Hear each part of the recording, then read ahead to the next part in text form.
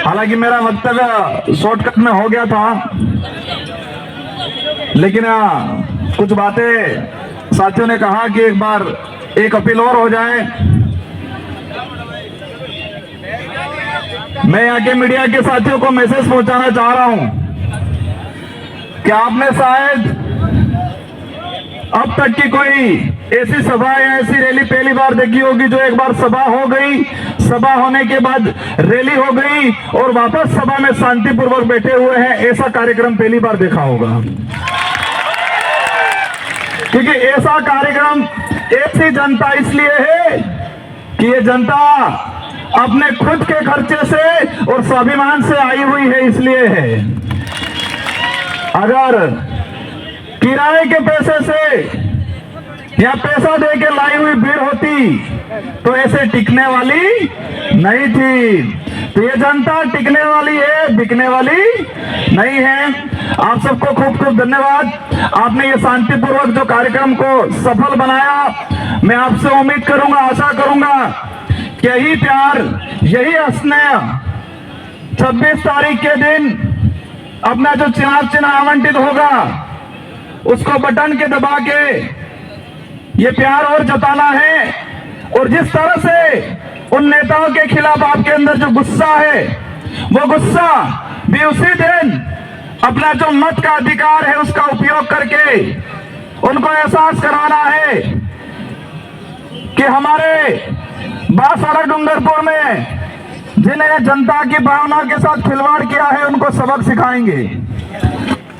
इस पंडाल के अंदर हमारे एससी समुदाय के भाई, ओबीसी के भाई, माइनॉरिटी के भाई, अन्य वर्ग के जो भी भाई आए हैं, आप सबको भी तो दिल से धन्यवाद देना चाहूंगा कि आपने सच्चाई का साथ दिया, लोकतंत्र का साथ दिया। इसके लिए आप सबको खूब खूब धन्यवाद।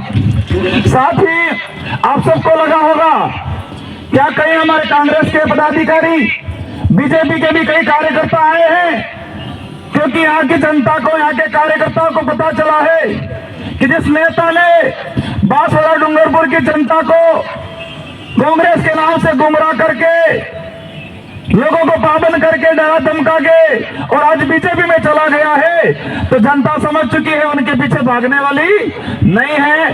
तो उन सारे कार्यकर्ताओं को भी धन्यवाद देना चाहूंगा कि आपने इस महान जो रैली आयोजन था उसमें समर्थन दिया, आपने साथ दिया।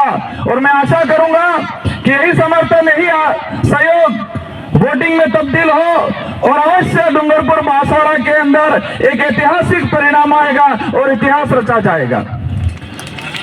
साथियों, बातें अनेक हैं। आज से हमारा कारवां शुरू होगा।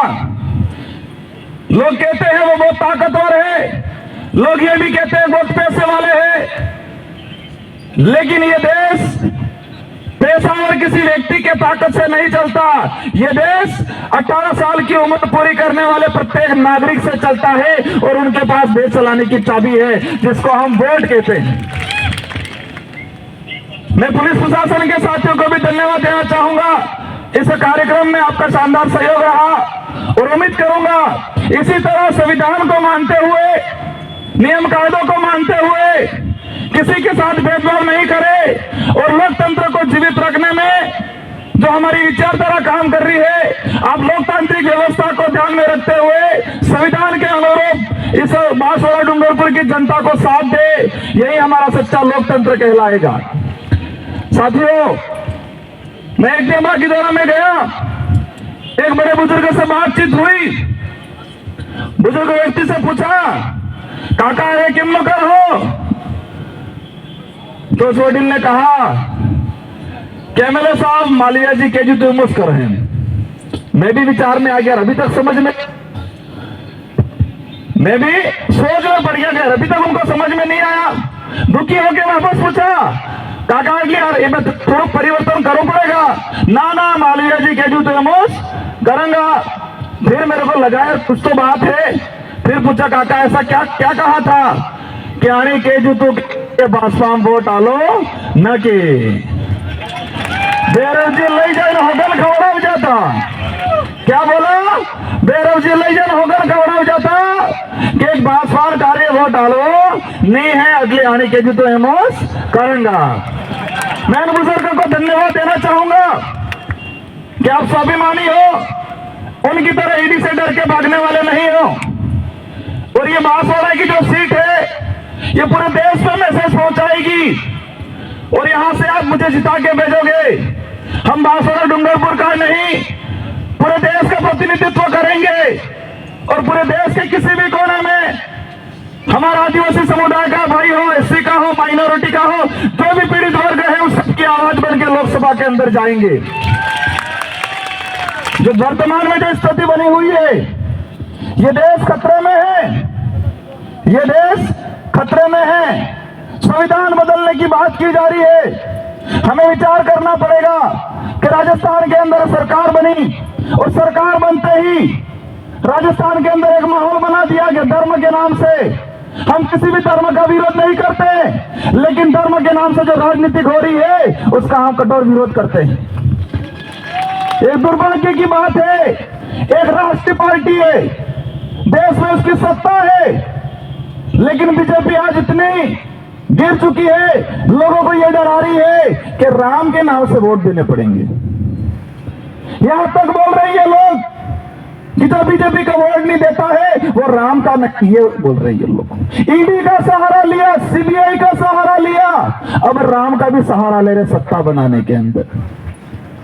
लेकिन ये जनता समझ चुकी है और इस बार ऐसा तमाचा पड़ने वाला है इन लोगों को।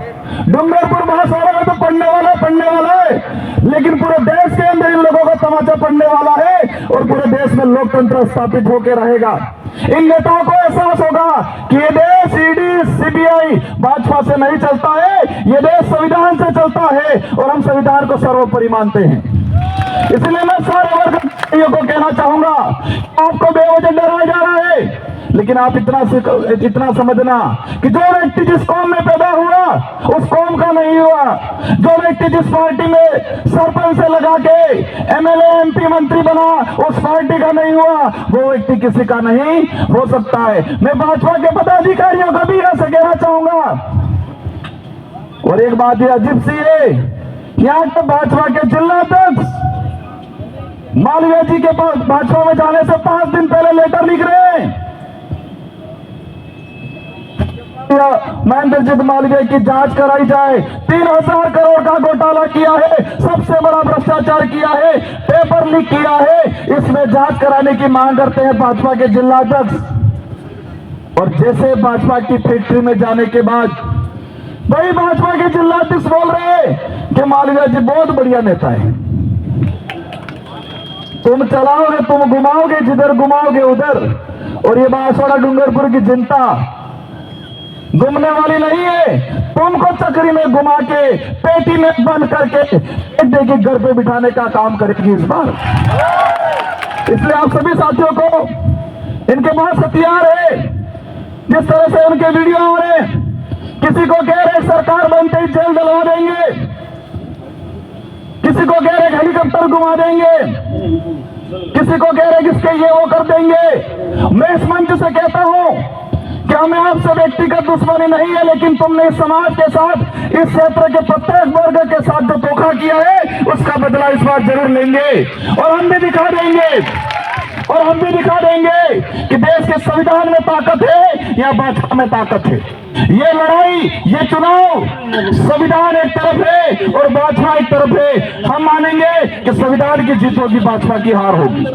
इसलिए आप सभी को कहना, बहुत कुछ आ रहे हैं, समय हो गया है, मैं खुश हूं। मैंने ये प्लान किया था यहाँ से छोटा मोटा करके वहां जाके इसके बाद निकल जाएंगे, लेकिन सब लोगों की मांग आई कि नहीं, वापस सभा स्थल पे जाएंगे, वहां पर हमारे जो वक्ता रहेंगे हम सबकी बात सुनेंगे। और यहाँ तक अपने लोगों में यह हौसला है कि यहां से 26 तारीख तक भी बैठना पड़े तो बैठने के लिए तैयार है, ऐसा हौसला है। क्योंकि ये जनता स्वाभिमान के लिए जीने वाली है, ये जनता संविधान के लिए जीने वाली है, ये जनता आने वाली पीढ़ी के लिए जीने वाली है। ये लोग आने वाली पीढ़ी के साथ अन्याय कर रहे हैं। मैंने देखा इस इलाके के अंदर पत्रकार बंधु पूछ रहे थे मुझे क्या विजन है। विजन बहुत कुछ है, बहुत लंबा चौड़ा है। इस क्षेत्र के युवाओं के साथ खिलवाड़ हुआ है, उसको न्याय दिलाने का काम करेंगे हम लोग। पानी के मंत्री रहेंगे, 3000 करोड़ का घोटाला किया। आज भी हमारे कुशलगढ़ घाट और दानपुर के लोग बेचारे तरस रहे हैं। आज आधा गांव खाली होकर गुजरात पलायन पे जा रहा है। हम चाहेंगे कि आने वाले समय में माही और कदरा से यहां से हाई कैनाल बना के जितने छोटे मोटे नाले हैं, जितने डैम हैं, उन सारे को रोटेट करने का काम करेंगे आने वाले समय के अंदर। मैं आज जो विधायक बनाया, आज जो मैं बोल रहा हूं, 2 बार विधायक 84 की जनता ने बनाया। मेरे अंदर जो ताकत आई है वो कहीं न कहीं एजुकेशन की वजह से आई है। और हम कोशिश करेंगे कि आने वाले 10 साल के अंदर हम इतना एजुकेशन के अंदर परिवर्तन लाएंगे कि हर गांव से यहां से आरएस अधिकारी निकलने की कोशिश करेंगे हम लोग। इन लोगों ने धर्म का धंधा खोला, इन लोगों ने धर्म का धंधा खोला। हम लोग स्वाभिमान के लिए काम करेंगे, हम लोग एजुकेशन के लिए काम करेंगे, हम लोग रिजर्वेशन के लिए काम करेंगे, हम लोग हमारे जो लोग किसान भाई खेती करते हैं उनके एमएसपी के लिए काम करेंगे। इन्हें शब्दों के शब्द धन्यवाद, आभार, जय जोहार।